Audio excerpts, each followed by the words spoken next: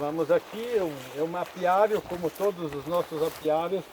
Desde 2012 a gente está passando por uma fase de sair de uma apicultura tradicional, com alimentação, criação de rainhas, para uma apicultura totalmente livre de tratamentos. Mas para ser livre de tratamentos também é preciso ser livre de alimentação. Pela análise aí, analisando a história da apicultura, a gente vê que os apicultores nos últimos 150 anos, aos poucos, sempre se está desenvolvendo manejos que nem sempre favorecem a sobrevivência ou a dinâmica de uma colmeia. Aqui estamos num apiário que nos últimos 5 anos não foi alimentado, né? E não é feito nenhum tipo de tratamento, mas para isso a gente tem que desenvolver alguns manejos. Por exemplo, desenvolver no mínimo no lugar de 5 quadros o espaço natural entre os favos, que dá a dinâmica da abelha desenvolver abelhas de tamanhos distintos, né? Que têm tarefas distintas. Por exemplo, abelhas grandes só trazem néctar e pólen para dentro da colmeia. Abelhas pequenas conseguem produzir própolis, são as faxineiras, elas conseguem trabalhar em todo tipo de serviço, né? Então aqui nós vamos ver como essas colmeias passaram o inverno. Elas tinham um pouco de mel em cima, né? O interessante, essas abelhas, além de não ser alimentadas, elas também automaticamente elas interrompem. Assim que elas percebem que as flores estão terminando, o outono está chegando, elas param de fazer postura, e com isso as abelhas adultas que estão aqui, essas abelhas são abelhas talvez até de 3 meses ou mais, elas conseguem reativar o corpo gorduroso, e com isso a varoa não tem onde se alimentar. E não só a varoa, todas as doenças de crias, né, bacterianas, né, e também fungos e até próprios vírus. Então ela, em primeiro momento, ela interrompe o ciclo de postura para a postura. Mas como ela nasceu em células pequenas, ela não há necessidade de muito consumo. Aqui a gente tem um ninho, em cima a gente trabalha com favos padrão, célula 5.4, né? Chapas de lâmina inteira. Nessa lâmina as abelhas nascem todo padrão, mas só na parte de cima. Embaixo aqui ela tem um espaço no mínimo de 5 quadros, aonde que ela mesma construiu o seu ninho, que nós chamamos de bloco. Então podem filmar aqui, a abelha mesmo sem alimentação. Nós tivemos aqui talvez menos 10 semanas, 14 dias atrás. Acaba de perceber que não foi mexido no ninho o inverno todo, outono todo. Se vê aqui, ela ainda não completou. A gente vai tirar esse material para ela justamente completar esse ninho. Ó, dá de perceber, ela tem reserva de pólen, tem reserva de alimento. Tudo que ela necessita na hora que ela começa a arrancar. Ou seja, agora ela está como corpo gorduroso ativado, mas não em síntese. Isso quer dizer que a varoa não está conseguindo se alimentar, e por isso que a varoa despencou, muito bem provável, naturalmente. A gente poderia aqui estar fazendo um teste de infestação de varoa, né? Hoje a gente não está preparado com o utensílio, mas tenho certeza que a varoa está praticamente zero nesses enxames. As floradas aos poucos vai começar, daqui umas 2 semanas está começando a florada, e assim ela vai começar a arrancar.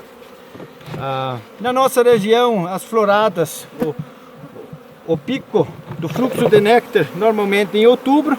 Aqui nós vemos, próximo do meio do ninho, ela fez zangão.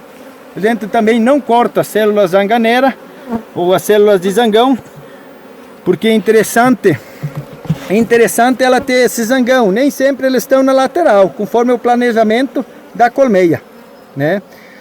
O zangão é interessante que ele absorve, não é só a varoa que se produz nele, mas ele é o primeiro que absorve as doenças, mas como ele é expulso no outono, ele leva todas as doenças para fora da colmeia. Por isso a gente também não indica o corte de zangão como forma de controle biotecnológica da varoa. O zangão, quando é criado, ele tem que nascer e tem a sua função como protetor da colmeia, né? Então ele estava nessa posição. A gente sempre tenta manter a ordem dos favos no ninho, sem inverter, né? Aqui a gente tem o favo.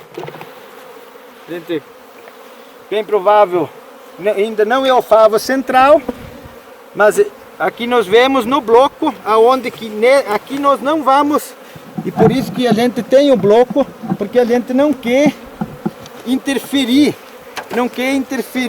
na dinâmica da colmeia.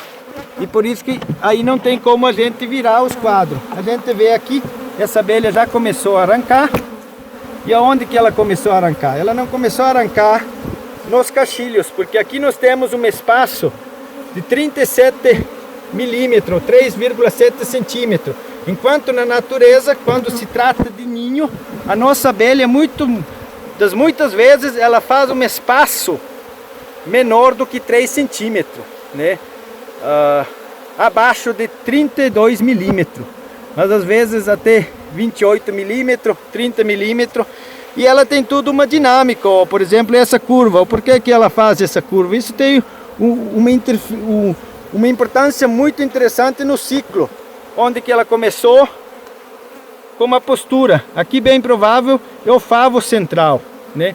A maioria, ou a grande parte das apis, elas trabalham só num único favo.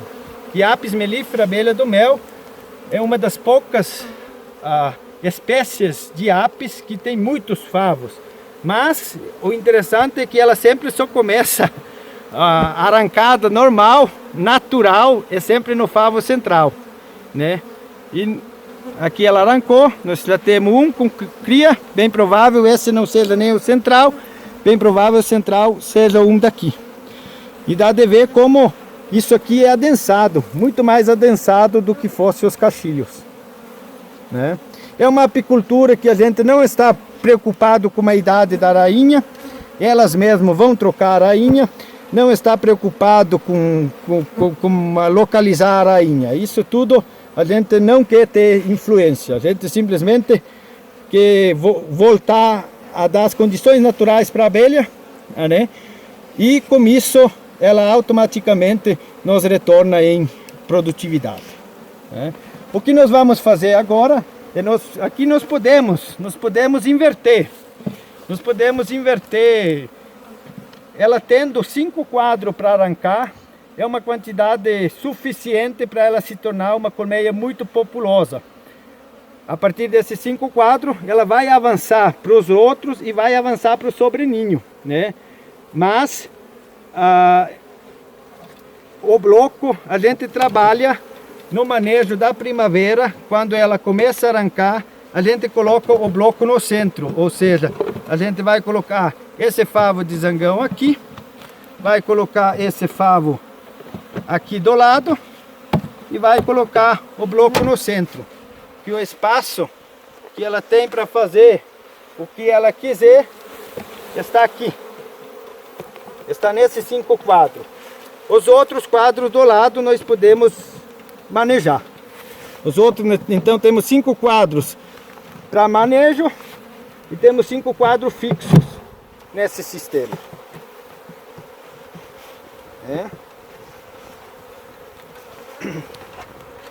Walter, aqui nesse ambiente aqui, o que dá para nós mostrarmos que é um mel orgânico? O que tem aqui com essas caixas que não tem num mel industrial, digamos assim? A colheita do mel, ela é feita só nessa parte de cima, né?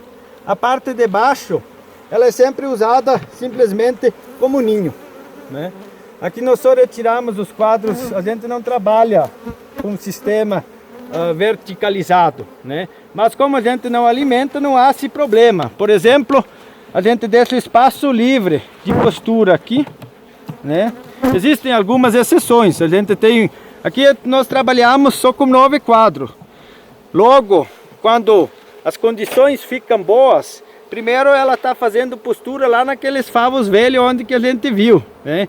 Que é o centro do ninho. Assim que as condições vão melhorar, ela precisa de abelhas grandes, abelhas cargueiras, e aqui ela vai encontrar células grandes, vai ter opção, cera nova, né? E vai ter um ninho, bem dizer, ilimitado. A gente simplesmente vai acrescendo as peças, né? Depois que o enxame desenvolveu um tamanho e o fluxo de néctar começa de forma intensa, o primeiro lugar onde que ela vai colocar mel é justamente nessa parte de cima, né? E ela vem descendo.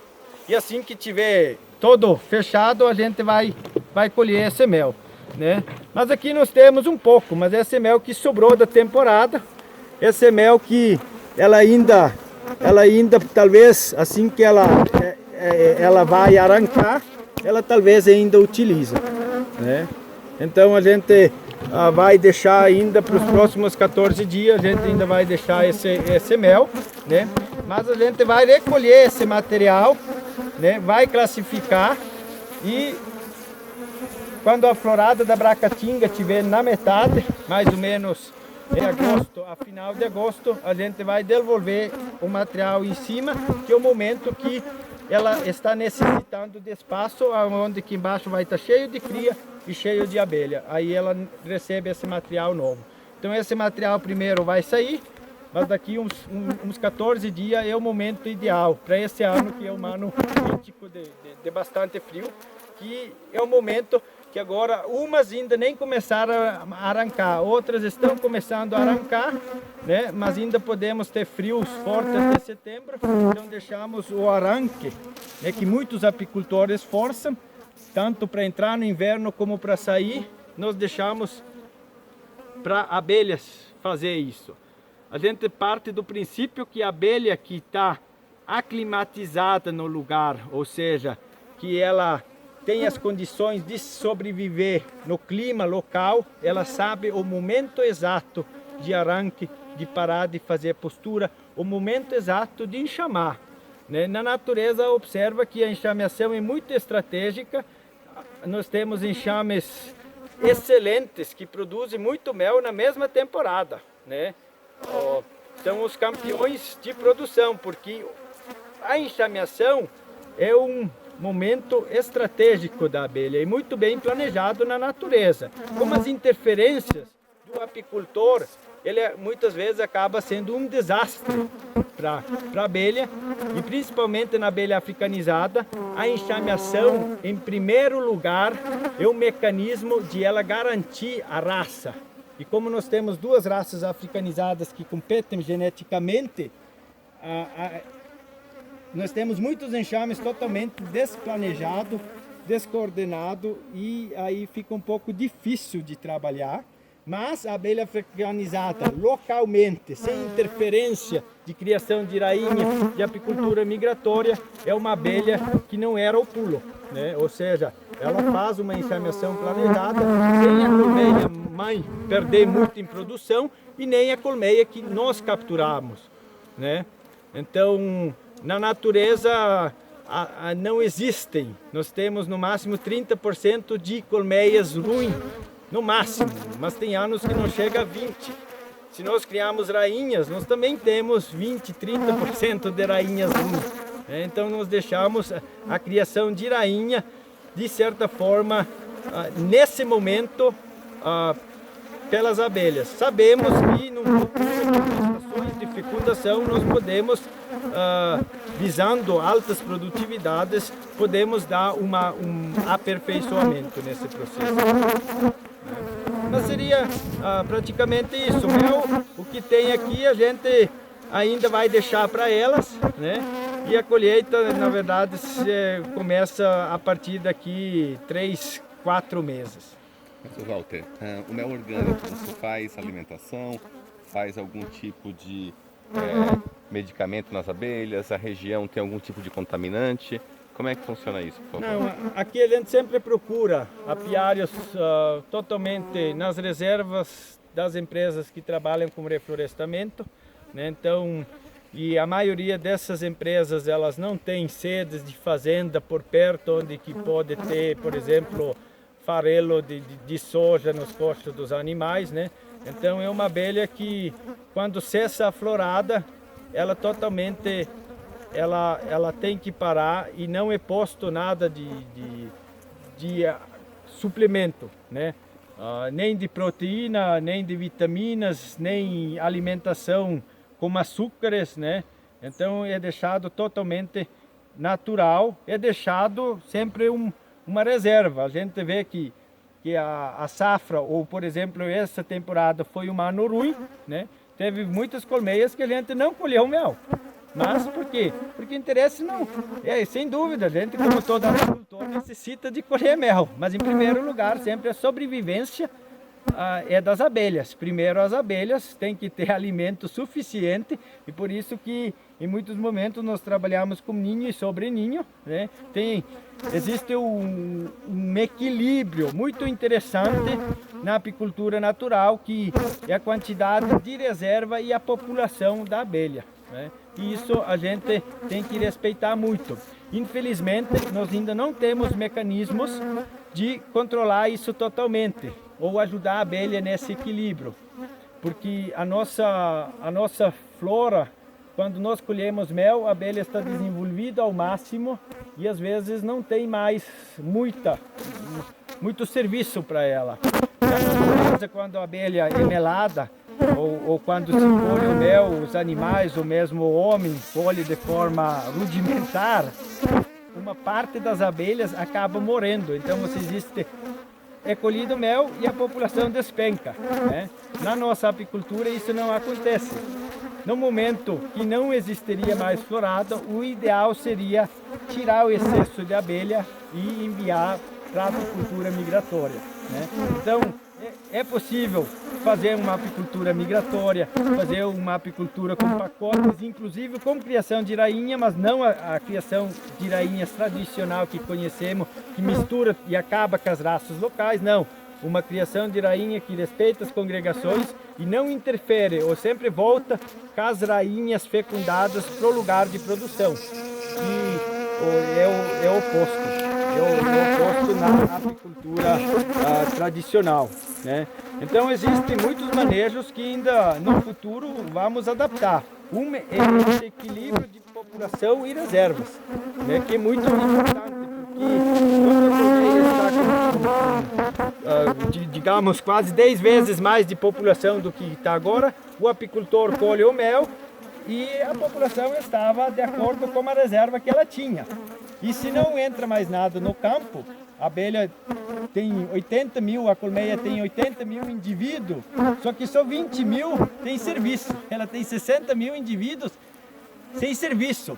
E aí entra os manejos, que podemos sim dizer naturais, mas junto com a apicultura migratória, onde o apicultor ajuda a equilibrar de novo a população, né?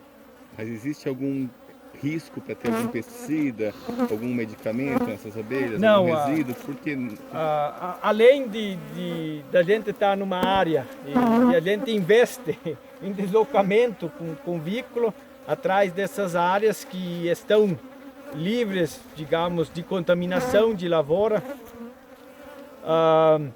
e como toda o desenvolvimento de manejos que respeitam a natureza da abelha, nos dão como retorno a não necessidade de alimentar, a não necessidade de você usar algum produto químico como antibiótico, como ácidos orgânicos, como ácido oxálico, como ácido fórmico. Todos esses produtos a gente não necessita, né? Em plena, a gente aqui ainda não tem o besouro, né? Mas está ciente da problemática, mas a varroa nesse sistema a gente está vendo os resultados são muito mais satisfatórios do que usando os ácidos. E por isso que o nosso mel ele é orgânico e livre de contaminantes. Antes, digamos, de ser orgânico, ele vem de uma apicultura natural.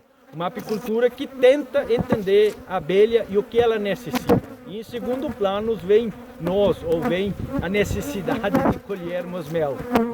A primeira necessidade é como a sobrevivência das abelhas, como o meio ambiente, sem dúvida, mas no meio ambiente nós como apicultores, nós temos muita influência na colmeia, na abelha. No meio ambiente nós podemos até escolher, mas nem sempre conseguimos escolher. Aqui a gente está numa reserva, mas pode ser que um dia isso mude, que a fronteira agrícola se aproxima e a gente vai ter que conviver, infelizmente, com a agricultura.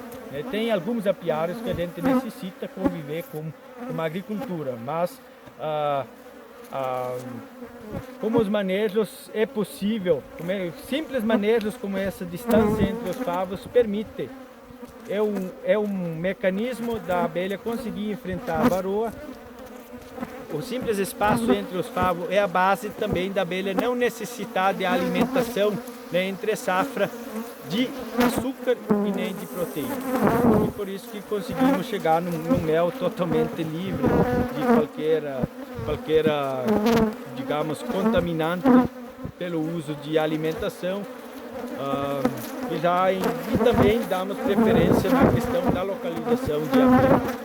Inclusive aqui a gente pode observar que existe uma renovação desses favos do ninho, ou seja, a abelha, onde que é do interesse dela mesmo ter o ninho, se nós não interferimos e não estamos tirando os favos, centrifugando, deixamos simplesmente o mel, elas, por necessidade, por conta própria, elas ano após ano, elas acabam renovando o ninho delas, né? Usando a cera, inclusive, para fazer própolis, usando a cera.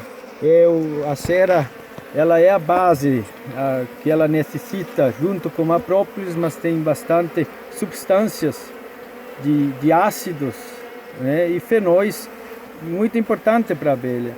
E ela acaba roendo essa cera, parte, no caso, que é da parte dos ciclos de postura da larva, é eliminado, né? Mas ela necessita de roer naturalmente essa cera, né? Então a renovação da cera no ninho, por parte nós fazemos, mas nesses quadros aqui, realmente essa parte só é eliminada se a colmeia vinha a morrer. E se não, aqui é a abelha que, nesses 5 quadros, ela que renova, ela faz o que ela bem entender.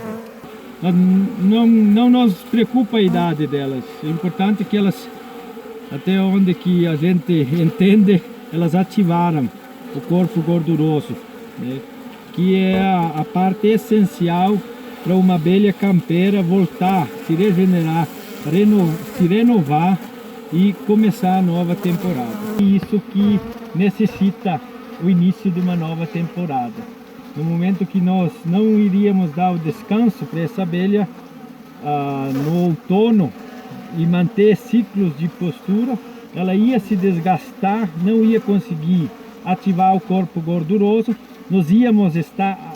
a gente estaria arrancando com uma abelha jovem, mas que nunca ativou o corpo gorduroso e que não tem uma longevidade de vida e uma experiência de informação, de floradas, de ciclo, informação local, e essa abelha, ela tem essa experiência. E por isso que a longo prazo é muito mais viável uma apicultura natural produzindo mel orgânico, né? E é uma peça-chave em tudo isso, esse bloco que permitem, no lugar de 5 quadros, simplesmente é essa peça central que ela pode fazer o que ela bem entender, que a ordem natural.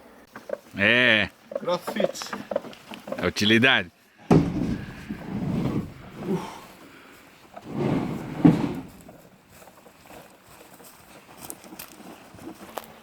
Missão cumprida. Como é que foi ali? O que vocês fizeram hoje ali?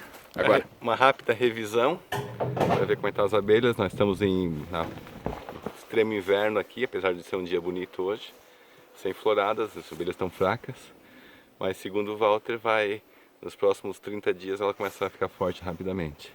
São enxames totalmente naturais, sem qualquer alimentação, então ele sofre muito no inverno, mas ela se recupera muito rápido durante a primavera. Pode, obrigado.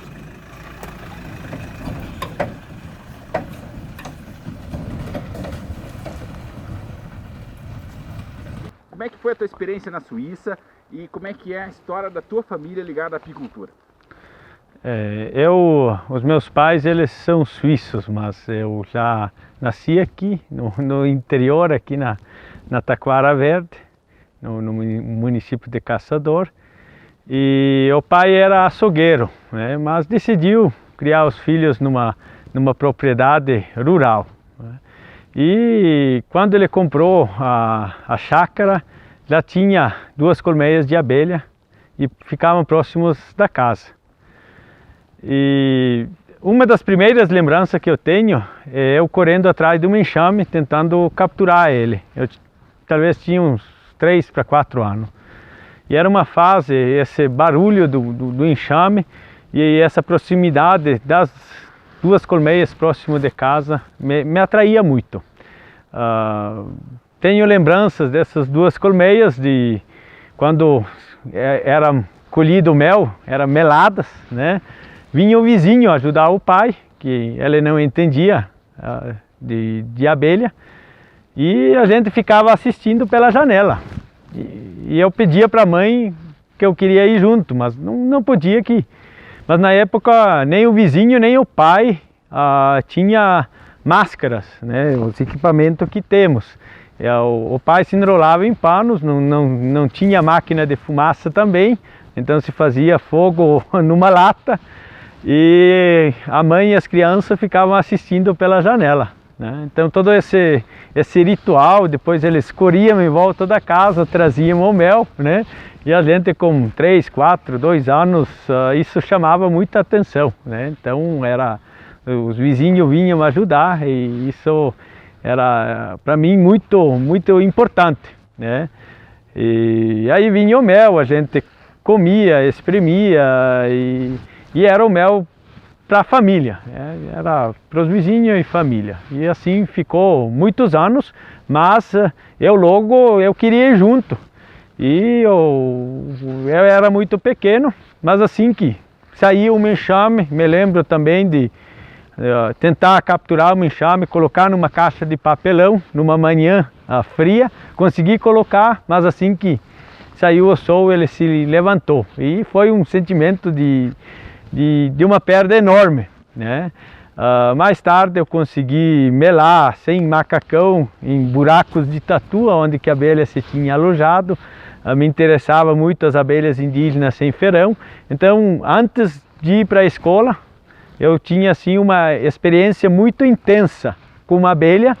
E meu pai, ele tinha ganhado um livro, Der Schweizerischen Bienenvater, é um livro suíço dos apicultores, né? Um livro riquíssimo em ilustração, e eu fiz a mãe me ler nesse livro, e aonde que tinha as células de zangão e realeira, porque a gente observou nos favos essas células de tamanhos diferentes, e isso me chamou a atenção, e por isso que eu fazia a mãe me ler sobre aquelas partes das células, e foi justamente a parte sobre a partenogênese que o zangão nasce de um ovo não fecundado. Isso me impressionou muito. E de tanto eu me interessar em abelha, o pai tinha ganhado um livro, né, que recém tinha comprado aqui a propriedade. A mãe é enfermeira, o pai é açougueiro, né, mas o tio do meu pai era apicultor na Suíça, né, o Oscar Miller, e ele mandou esse livro de Schweizerischen Bienenvater para o pai.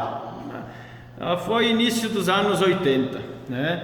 E eu folheava nesse livro, e quando a gente colhia o mel, né, eu vi muitas coisas que vi nesse livro, eu observei no mel que era colhido, e aí eu fiz a mãe me ler essas páginas sobre a rainha, aqui o ovário da rainha, mas a mãe me leu umas páginas que me impressionou muito sobre as células, sobre da onde que vêm os zangões, né? E as células me chamaram a atenção. Então a mãe me leu essa página, deixa eu achar ela aqui, ela está um pouco mais aqui para frente. Então aqui tem nos mínimos detalhes sobre as larvas, como é composto um ovário, né? Aqui sobre as castas, né? Rainha, operária, zangão. E também, essa foto aqui me chamou a atenção, porque os favos que vinham do campo tinham essas realeiras, tinham essas células maiores, e eu pedi para a mãe ler sobre essa parte aqui, que fala sobre a partenogênese, ou seja, que o zangão nasce de um ovo não fecundado. Isso me impressionou muito, né? Aqui o berço da rainha, a realeira, né?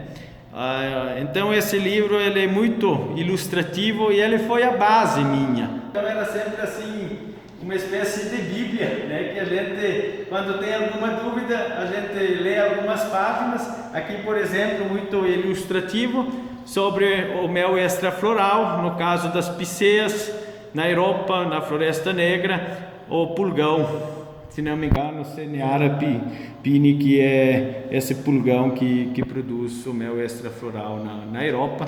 Então é muito ilustrativo esse livro, muito bom, né? E mais tarde, quando fiz o colégio agrícola, eu li todas as literaturas do Helmut Weist, Nova Apicultura, essas literaturas em português, né? Mas voltei, principalmente na Suíça, nos últimos 10 anos, um livro que me fascina muito também, em alemão, do Rudolf Steiner. Ele escreveu um livro, Mensch und die Welt, das Wirken des Geistes in der Natur über das Wesen der Bienen.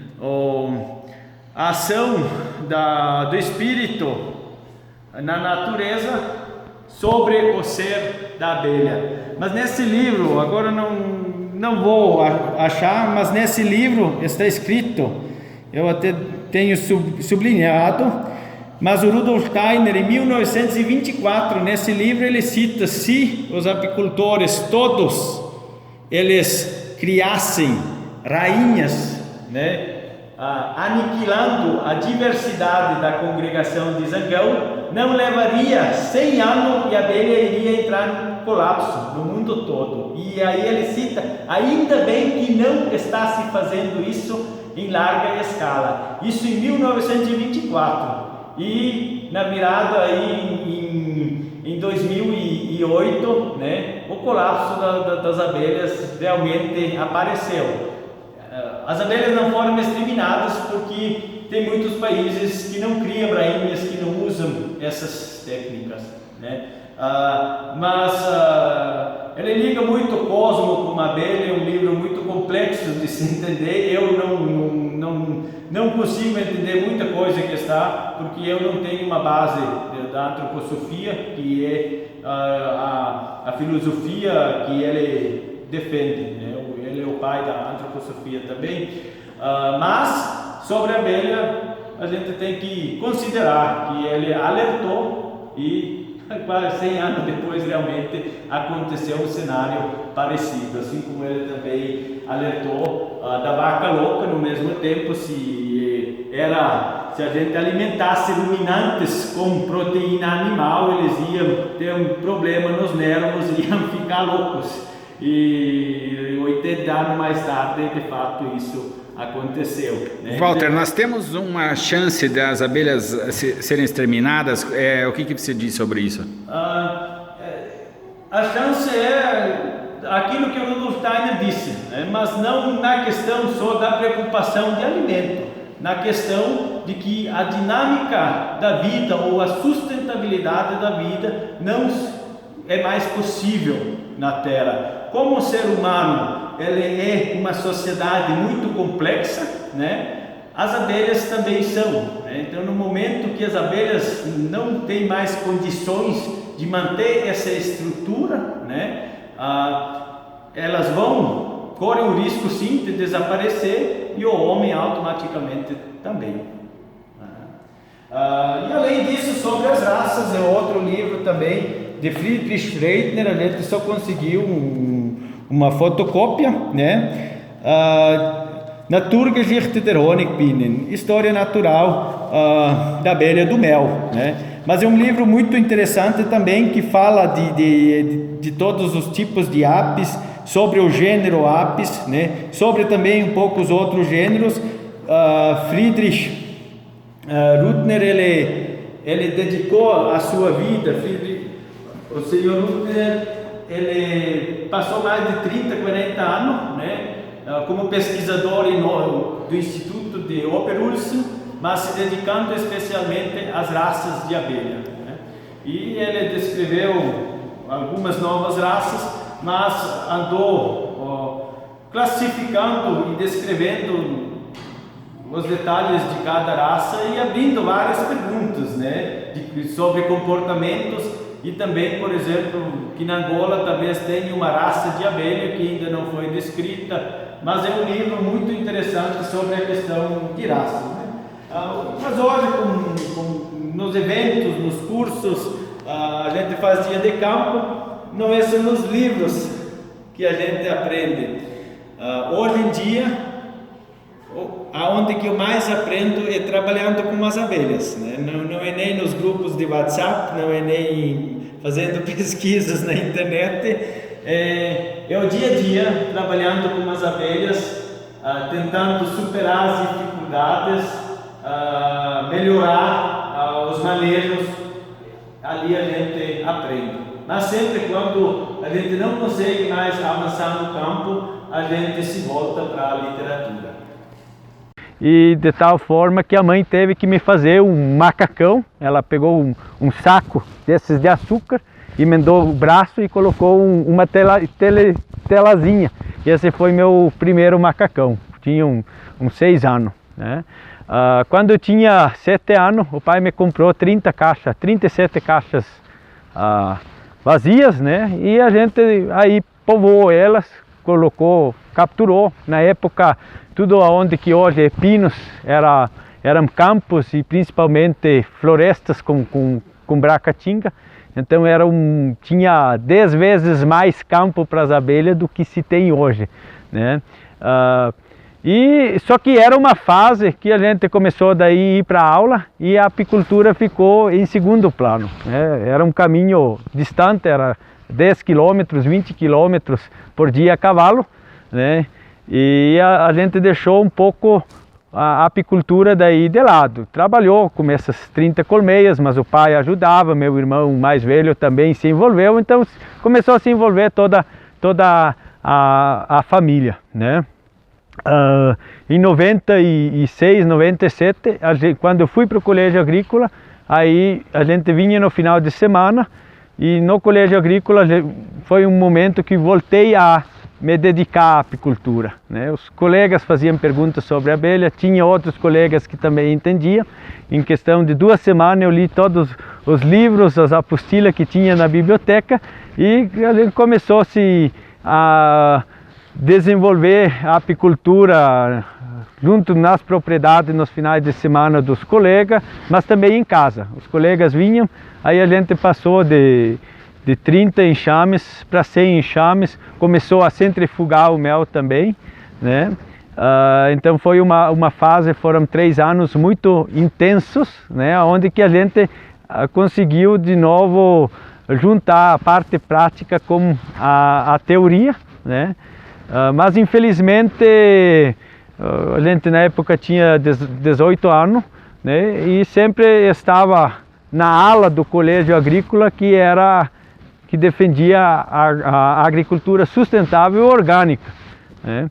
E nós tínhamos boa produção, porque a gente vinha de uma apicultura totalmente natural, mas interpretando os livros e as técnicas, a gente começou a criar rainhas, começou a aplicar técnicas, não só no campo, mas também na extração, e os resultados foram positivos. A gente de colher três vezes no máximo, a gente chegou a colher 7 vezes no mesmo ano, né? Infelizmente, esses resultados positivos, eles não foram duradouros a longo prazo, né? Eles começaram a ter os seus problemas, mas isso mais tarde, quando a gente voltou. Nessa questão, quando a gente estava no colégio agrícola, a gente acreditava muito na biotecnologia, o que a biotecnologia desenvolvesse técnicas que é possível uma agricultura totalmente sustentável, que produz de forma mais eficiente, tenha um preço menor, né, e que seja natural, orgânico. Mas a biotecnologia, ela caiu na mão dos grandes, justamente dos grandes produtores de agrotóxicos, né? E, por exemplo, o nipel, o Bacillus thuringiensis, que era aplicado num produto, né, o Bacillus diretamente na planta, foi utilizado ou foi modificado e introduzido, né, essa toxina no milho, por exemplo. Então, tomou totalmente um outro rumo. E foi justamente nessa fase que a gente acreditava que, e de fato na Europa se faz muitas pesquisas, mas nada na época a gente encontrou que poderia modificar a agricultura a nível mundial para facilitar a vida das abelhas, né? Depois de 5 anos, a gente na Europa acompanhou alguns apicultores, né? A gente teve, antes de estudar, a gente acompanhou 3 meses um apicultor, o Boris Bachhofen, qual eu sou muito grato. Foi com ele que eu acompanhei todo, não só a alimentação, mas a apicultura tradicional na Suíça, não com o uso de antibiótico, mas sim com ácidos, né? Com ácidos orgânicos, criação de rainha. Era uma apicultura bem assim, intensiva, com 2 a 3 migrações por ano. Fazia o que era necessário, que era indicado. Era um apicultor muito experiente que acompanhou e ajudou no desenvolvimento de controle alternativo do acro, da varoa, né? Então eu tinha essa experiência com o Boris, e também alguns apicultores mais idosos que tinham a apicultura só como hobby. Mas não vi assim na época, porque quando eu fui para a Suíça eu simplesmente só queria fazer um estágio e acabei ficando 5 anos porque decidi estudar a agronomia, né? Acabei retornando antes de me formar, né? Por necessidade dos pais. Já estavam mais que 10 anos sozinhos na propriedade. Os meus irmãos, eles decidiram outras profissões e eu voltei para a propriedade, onde que eu voltei a trabalhar com abelha, isso em 2006, né? De 2006 para cá a gente voltou a aumentar a apicultura. A partir de 2010 a gente voltou a trabalhar só com abelha, né? Só com abelha, mas já ciente que não conseguimos da noite para o dia. A agricultura não vai ter soluções sustentáveis, né? A questão da sustentabilidade, principalmente na época na Europa, era uma questão muito política, né? E não por desenvolvimento de tecnologias. Você não vai ter tão rápido, mas é possível. É possível porque no momento que se consiga produzir mais barato, né, que a convencional, tradicional, né, e mais barato, mais eficiente, né? Enquanto a gente não conseguir produzir de forma mais barata e eficiente, a gente não vai atingir muitas pessoas, né? E quando isso me ficou ciente, e não só isso, em 2003 o Brasil tomou o rumo dos transgênicos, né? Então para mim foi aceito, né, o plantio de transgênico do milho e soja, e foi um momento também que eu vi que na Europa a questão era mais política do que técnica, e o Brasil tomou um rumo da agricultura de larga escala, e aí também foi um momento de decisão que não vi muito futuro como agrônomo. E não, então vamos voltar a trabalhar com as abelhas, e na apicultura nós conseguimos produzir de forma mais barata, né, e natural, né? Mas para isso é preciso desenvolver novos manejos, novas técnicas, né? Mas hoje eu vejo que temos os meios, é possível, né? Mas sempre vamos depender do meio ambiente, né? Qual que é a grande diferença do mel orgânico que vocês produzem aqui para os outros mel que você conheceu aí pelo mundo, enfim? O mel orgânico, quem consome mel, ele quer ter a garantia que seja um produto natural. Ele quer ter essa garantia, né? E essa garantia, ela se estende para o produtor, né? Então, e com isso ele quer que no meio que estejam as abelhas não tenha contaminação, né? Seja um produto natural. Mas não adianta nós procurarmos reserva se nós aplicarmos produtos, né, nas abelhas. Não adianta a gente se queixar da adulteração de mel, né, com frutose de arroz, glicoses, açúcares simples feitos do milho, do arroz, e mesmo que passem pelas análises, até onde que a gente sabe, atualmente existem grandes fraudes, né? E no mundo todo a gente vê que o consumidor de mel, ele come aquilo que ele conhece, né? Então, e essa garantia desse produto, quem consome mel quer consumir um produto natural, e aí a gente tem que ter uma rastreabilidade, uma transparência no processo, né? E no momento que nós alimentamos as abelhas, nós não podemos exigir que o mel não seja adulterado, mas se nós alimentarmos as abelhas justamente com os produtos que são usados na adulteração, né? Então essa garantia nós passamos para o cliente, que nós absolutamente não usamos nada na abelha para alimentação, e muito menos para o controle de pragas e doenças.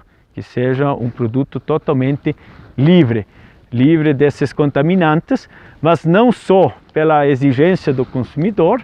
A abelha, em toda a sua evolução ou coevolução, ela estoura, ela vive, ela vibra, ela enxameia quando as coisas estão florescendo. Ou agora, deu um frio tremendo, a florada está tudo recuado, mas já tem abelhas que estão apostando, ou elas estão arriscando as reservas delas para, quando estoura a florada, ela está prestando serviço de polinização, né?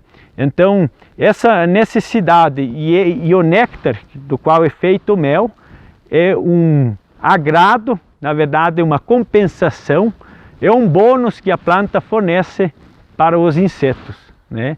E a abelha, como fiel polinizadora, né, ela aproveita esse néctar e ela tem todo o seu desenvolvimento em cima do néctar. E o néctar não é simplesmente um bônus qualquer. Ele só é liberado pela planta quando ela se sente bem, quando ela não está estressada por frio, por chuva, ou por falta de água, né? Quando tudo está bem no meio ambiente, aí as plantas secretam néctar, produzem pólen de boa qualidade, e a abelha se beneficia disso, ela vibra e ela produz e transforma esse néctar em mel, né? Transforma em mel para ela de reserva para o inverno, para momentos difíceis, mas não só como alimento, também como reserva de energia, né?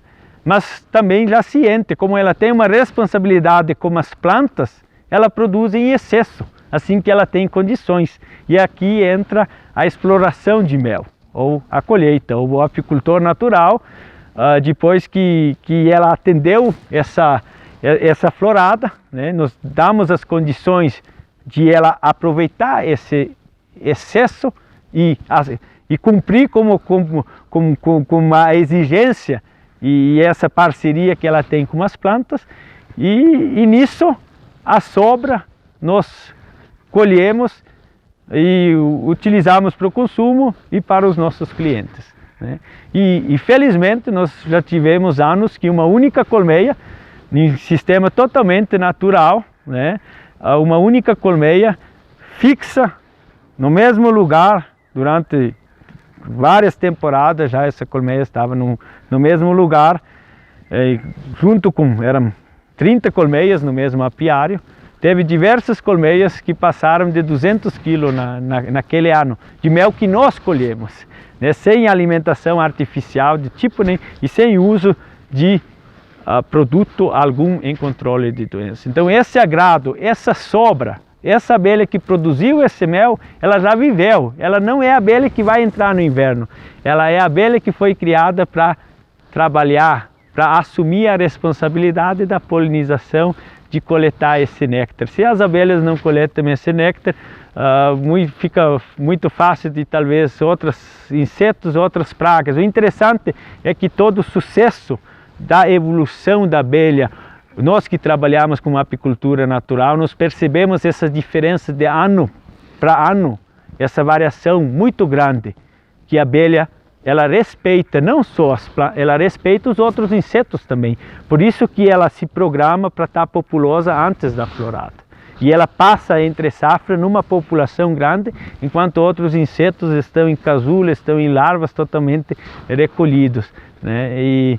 E essa variação de ano após ano na apicultura natural, ela é muito grande, né? E é muito interessante da gente estar acompanhando, né? E é muito gratificante. Você me falava anteriormente sobre um evento dos zangões que se reúne, você falou que é uma espécie de assembleia, uma coisa assim, não lembro. Como é que é isso? É a congregação. Como a rainha, né? Aqui cada colmeia dessas tem uma rainha. E nesse caso aqui são rainhas, às vezes, que são matriarcas ou passaram mais do que um inverno, mais de um tempo difícil.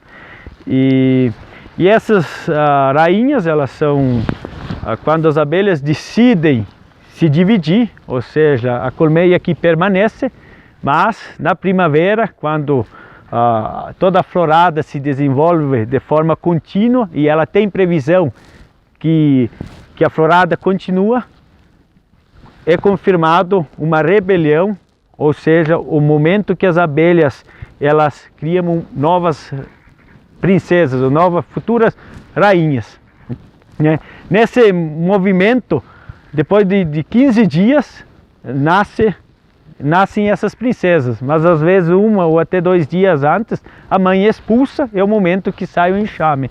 Mas a mãe já é fecundada, a rainha é fecundada só uma vez na vida. A mãe sai à procura de um novo lugar, né? A filha que fica, que herda, ela tem que ser fecundada, né?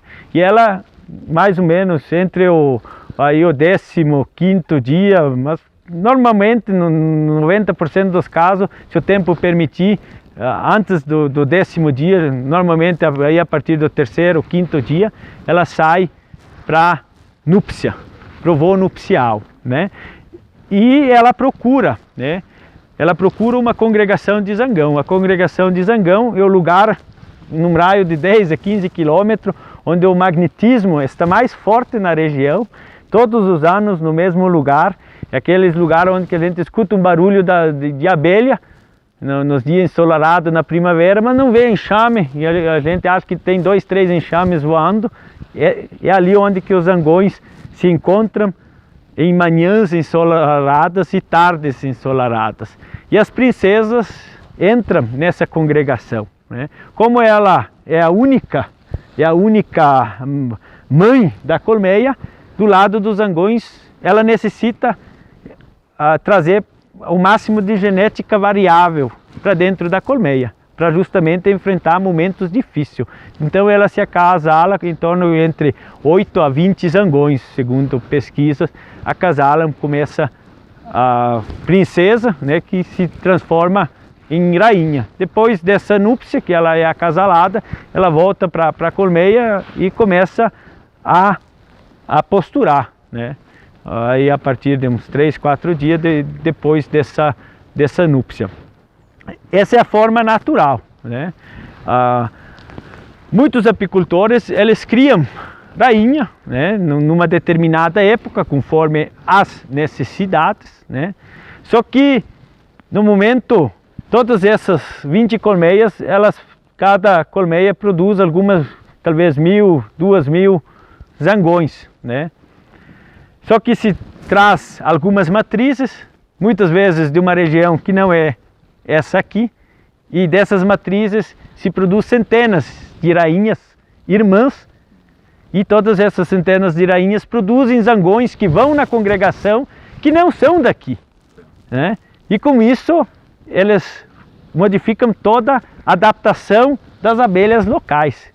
E esse processo normalmente leva de 5 a 10 anos para a apicultura local entrar num conflito genético, mas principalmente perder a adaptação perante o clima, ou seja, durante o inverno se perde muitos enxames, né? Aí entra, você pode alimentar, você tem 1001 manejos que podem ser feitos para evitar os efeitos negativos, mas 150 anos de histórias de apicultura, desenvolvendo manejos no sentido de uso de cera artificial, no caso de chapas feitas pelo homem a partir da cera da abelha, mas feitas artificialmente, ditando o tamanho das células, né?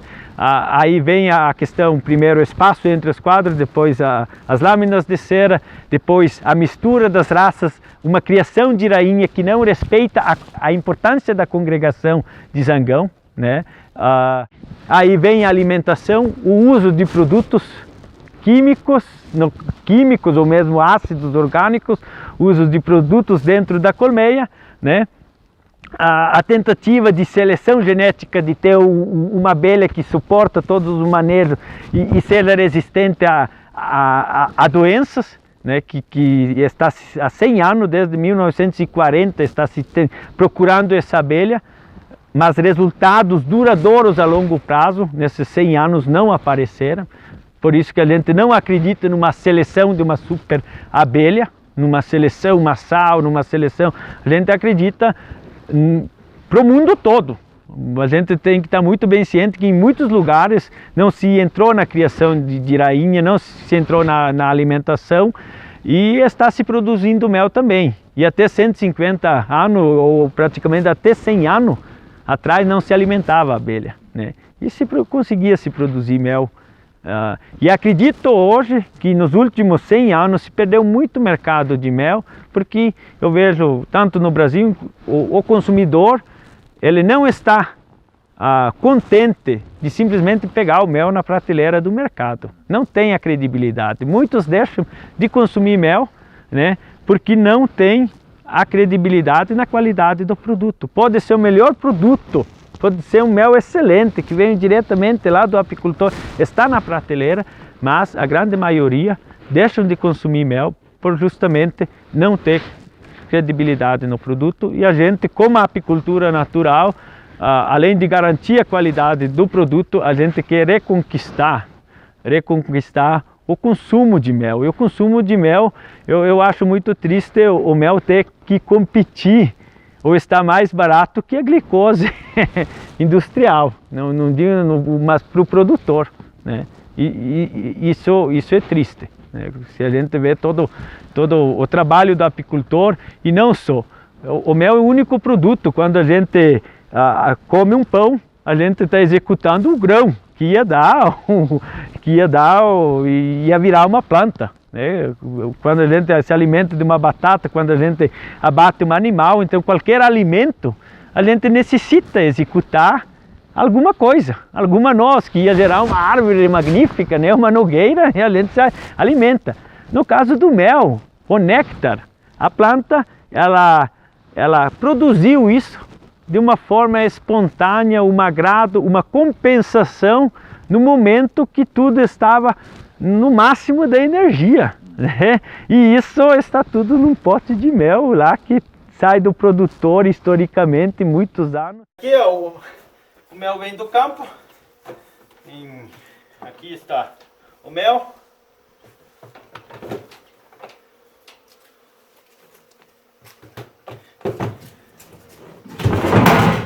Ainda a parte é manual, descarregamento, mas a intenção é mecanizar.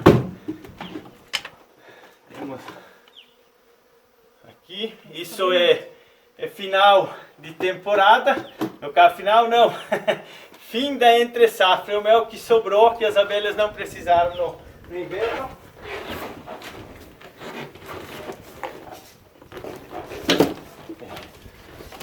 E dá o açucarinho.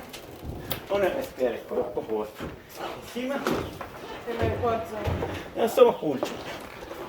Normalmente a gente carrega de 5 a 7. Quando não está bem cheio, a gente carrega 7. Só um pouco, amor. Tá. Já não ir na casa. Tá. Beleza. Aqui a gente vai poder fechar a porta. Posso fechar? Pode. Eu vou...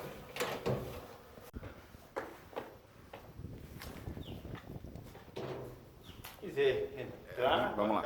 Então vamos lá. O que acontece aqui? Aqui o mel ele veio do campo e agora ele vai ser centrifugado, né? A gente trabalha com o garfo, a gente não trabalha esse garfo desoperculador e a faca. Com licença, a faca é essa, a faca para desopercular.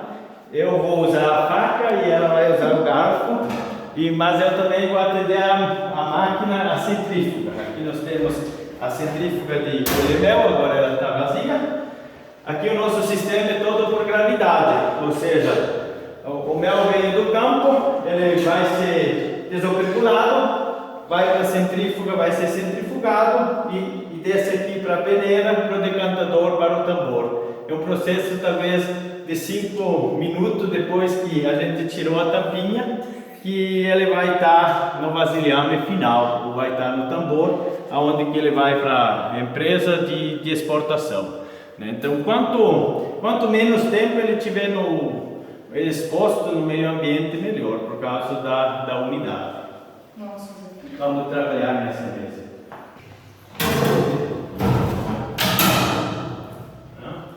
As abelhas elas vão no vidro, depois elas são grudadas no final da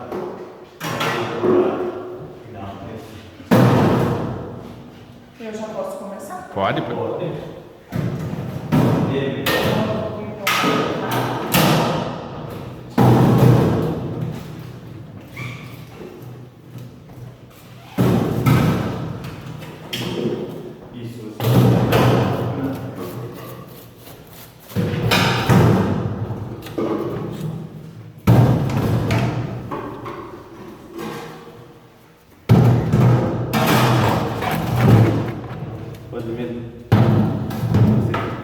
me dar o garfo.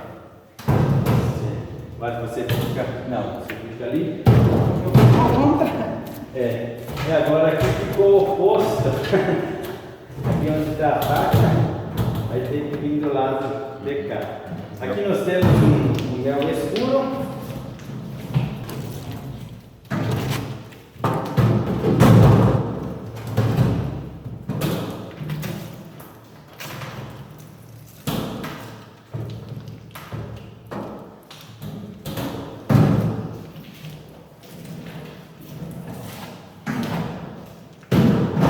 Aqui nós temos as células onde que nascem as operárias, podemos ver que são pequenas, né? Mas dá de ver, elas têm tamanhos diferentes conforme a localização, né? E aqui nessa borda nós temos as células onde que nasce o zangão. Se a rainha botar o ovo aqui, ele não vai ser fecundo, porque o abdômen da rainha não é apertado e o esperma não sai da espermateca e acaba sendo botado um ovo não fecundado, que vai dar origem a um zangão. Mas não é a rainha que decide isso, é as operárias que constroem a célula desse tamanho. Elas que decidem quando querem zangões, e quando querem eliminar eles, simplesmente são expulsos da colmeia, né? Então,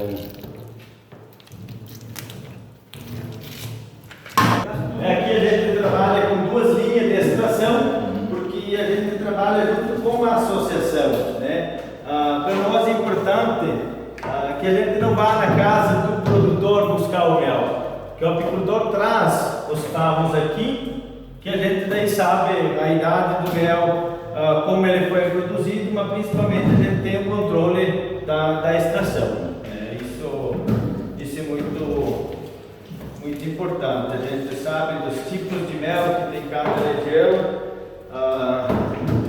e no momento que a gente faz a extração, a gente tem um controle sobre a qualidade, mas para nós é muito importante isso, porque além da qualidade, nós conseguimos, esse é um favo onde que foi feita postura, né?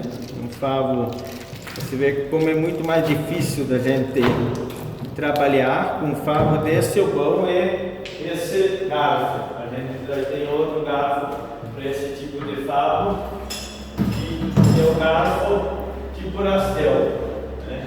Então, para esse favo mais velho é usado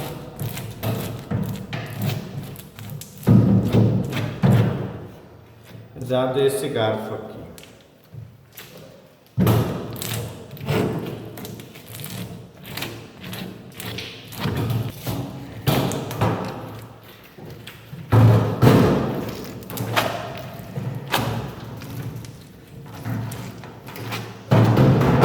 A gente vê aqui o mel que está operculado, é mel, e como deu muito frio, ela consumiu o mel que não estava maduro.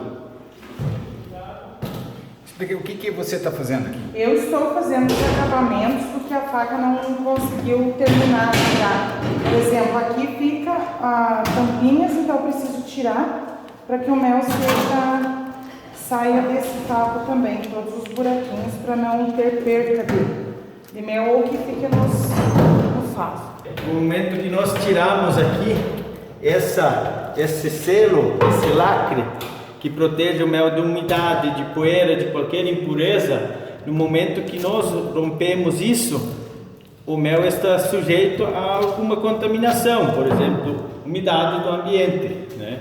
Então, quanto mais rápido o processo, depois de ele estar rompido o lacre que a abelha constrói, né?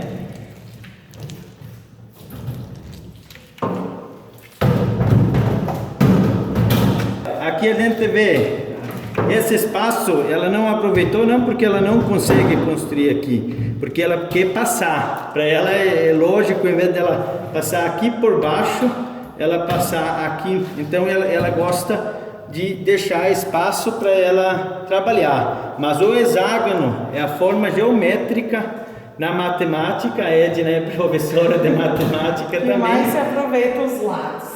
Os espaços, né? Os espaços, pode reaproveitar todos os lados para construção.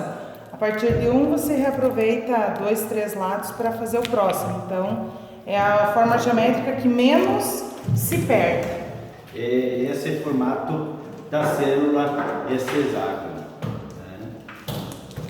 Aqui nós temos, na parte superior, onde que a gente colhe o mel, a gente trabalha com favos de cera moldada artificialmente, ou seja, cera de abelha, mas moldada num cilindro, porque facilita o trabalho de colheita, né? A abelha coloca mel em qualquer tipo de célula grande de zangão, em qualquer espaço, mas pólen, postura, é algo muito complexo. O mel ela vai consumir a cera, aonde que ela colocou o mel, muitas vezes ela consome também no inverno. Então, para o mel, nós não temos preocupação com o tamanho das células, nós temos preocupação com o tamanho da célula no ninho, né?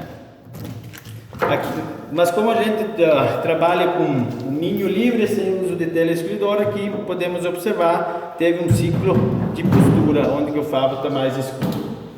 Agora eu vou colocar esse material, vou colocar na centrífuga. A centrífuga aqui é muito importante que os pesos dos quadros seja equilibrado, que de ambos os lados esteja aproximado o mesmo peso, né?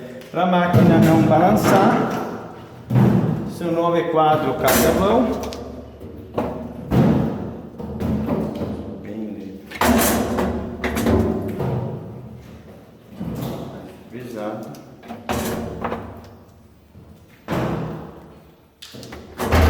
Conseguimos 3, 3, 3.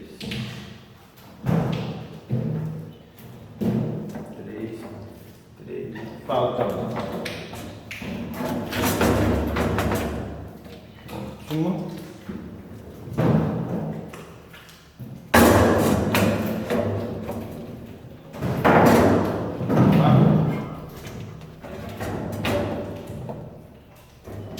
Temos que começar aqui. Temos que começar desse lado aqui.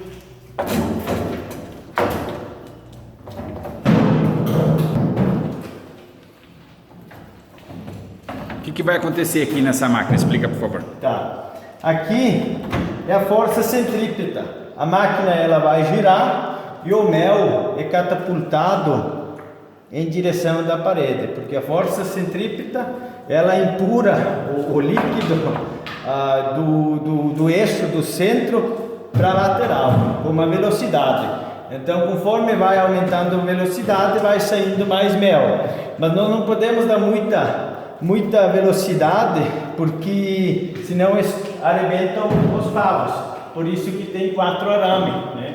Nós temos aqui 4 arames justamente no processo de centrifugação, força muito a lateral, né? Essa é uma máquina que gira, chamadas máquinas radiais, mas existem centrífugas que o favo fica assim e a máquina gira assim, que nem uma roda. Aí a força centrípeta, ela vem na madeira e não vem no favo, então quebra menos, né?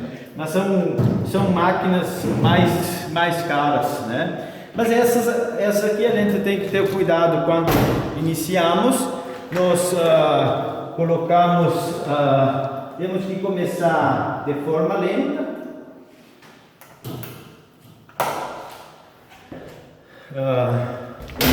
Podemos deixar aberto para poder ver conforme a velocidade como vai começar a sair o mel. Se filmar aqui na parede nós podemos ver. Aqui a gente vai tensionar a embreagem e vai começar a dar velocidade, né? Então logo podemos observar, ó, que começa a pingar mel na parede. E o mel da parede, ó, em fiozinhos, ele é catapultado para a parede e da parede ele vai para o filtro. Então nós temos que deixar uns 5 minutos uma velocidade lenta até sair mais que metade do mel e depois a gente aumenta a velocidade. A centrífuga tem um fundo, então vai precisar mais ou menos um meio balde de mel até ele começar a sair para a parte inferior.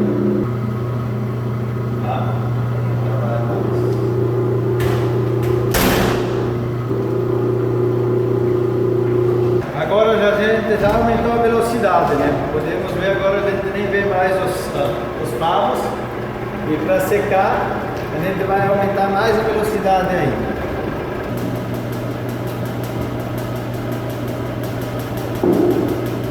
Agora vamos dar a velocidade final. Vamos dar velocidade final para ela secar os quadros. Podemos ver que está fazendo bastante vento para ela secar, para sair todo o mel. E assim fica.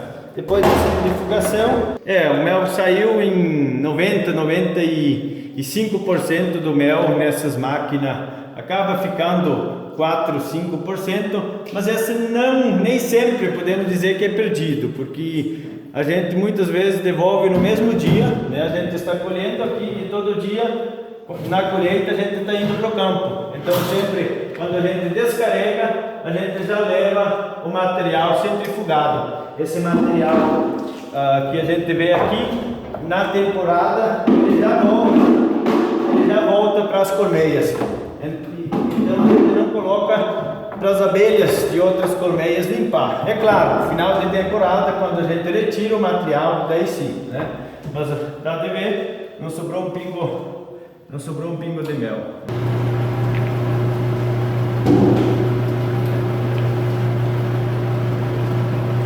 Essa época não é, a gente está fazendo, no caso, só uma demonstração, né? Nos Estados Unidos, na Europa, seria o mês de janeiro, né? Se começa a colher mel a partir de maio, né? Então faltam 3 meses ainda para... Nosso clima permite colher em setembro, às vezes, nem todo ano. Algum pouco. Cada placa dessa saiu quanto em peso, mais ou menos? Assim, quando está realmente bonito, um quadro desse ele pesa até 4 kg de mel. Muito, mas porque a abelha, a gente coloca 9 quadros, conforme a necessidade, ela vai construindo. Por exemplo, aqui, conforme se ela vê que falta espaço, ela vai...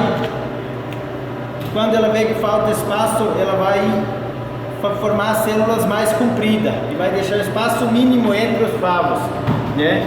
Isso faz que ela consegue pôr na mesma caixa, ela consegue pôr até 15 kg a mais de mel, né? Então ela aproveita ao máximo o espaço quando o fluxo de néctar ou a entrada é muito grande, né? Quando a entrada ela vê que está entrando néctar com facilidade, as abelhas constroem as células mais compridas e com isso ela consegue às vezes duplicar a quantidade de mel depositado no mesmo favo, né? Então um favo desse fino como ele está, por exemplo, esse aqui pesa uns 2 kg de mel, se ele daria todos, mas se ela engrossar ele, né, ele chega a pesar até 5 kg, né? No caso 4 kg de mel. 4 kg de mel tranquilamente.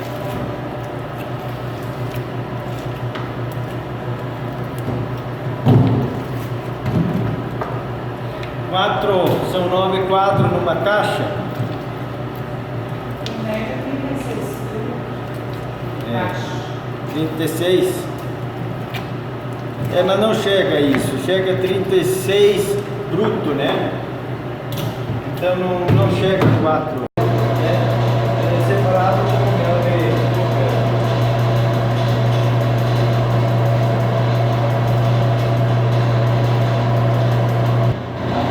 Aqui, juntado mel, também na centrífuga não perco toda essa massa aqui.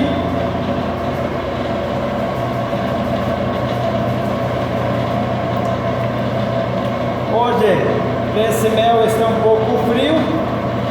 A gente está no mês mais frio do ano, então o mel está bastante liguento. Isso dificulta um pouco o trabalho.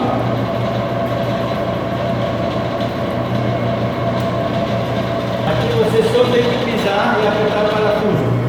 Pode pisar tudo de vez. Aqui é o contrário. Aqui tem que dar velocidade imediata. Aqui também está saindo bem o mel.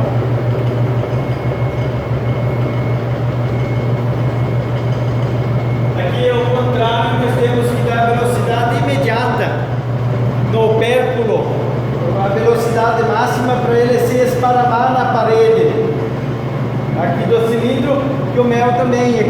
montado aqui na parede da centrífuga, né?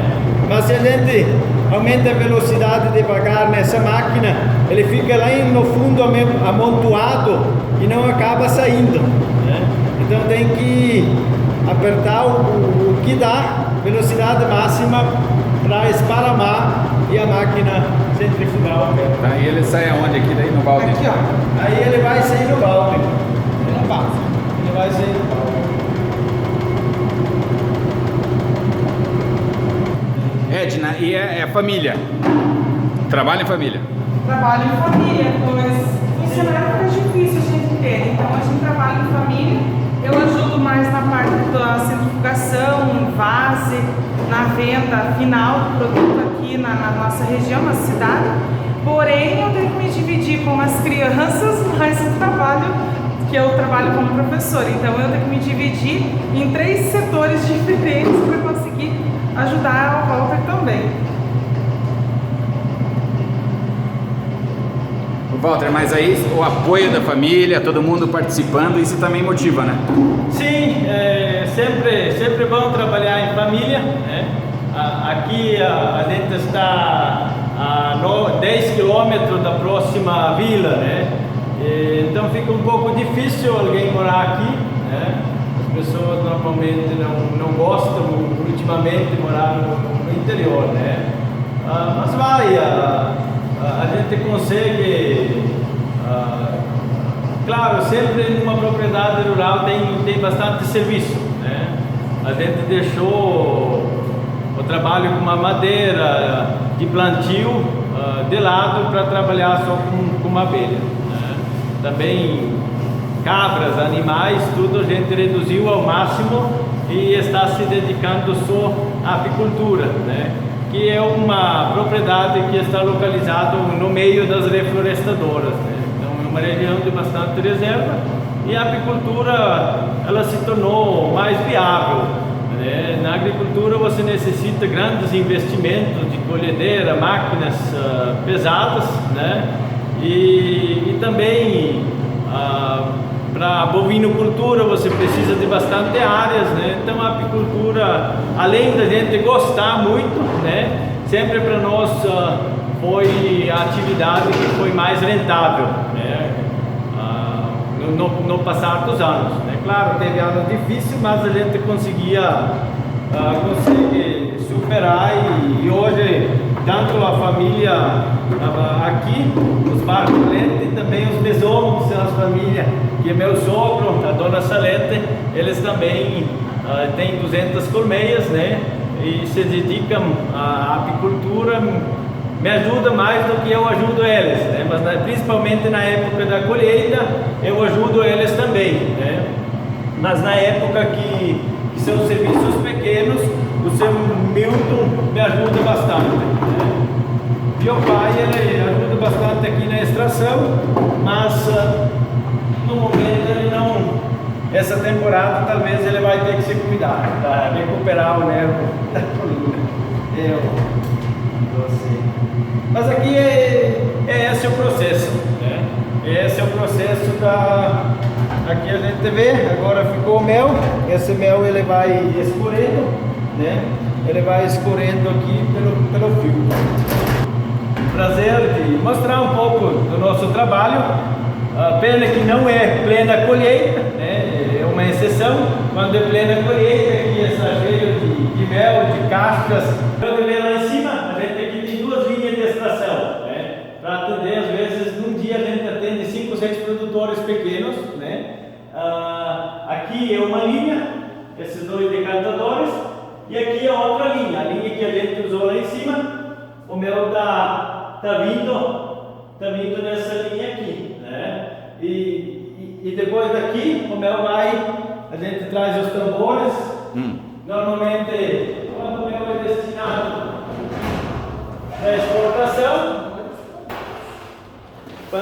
destinado para exportação, aqui são os tambores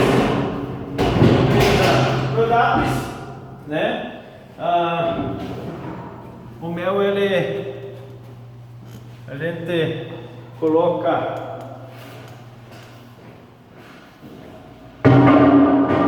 os tambores, né? Eu vou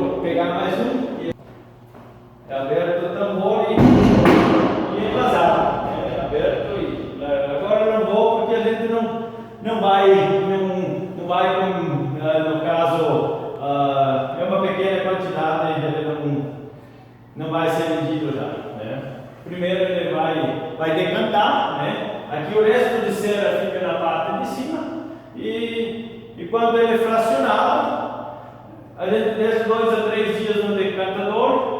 Quando ele vai para a exportação, ele passa de forma simultânea para o tambor. Então podemos trabalhar 24 horas, simplesmente passando mel para o tambor sem parar. Né? Então, na época, quando se tem bastante mel. Né? Daqui vai para a sala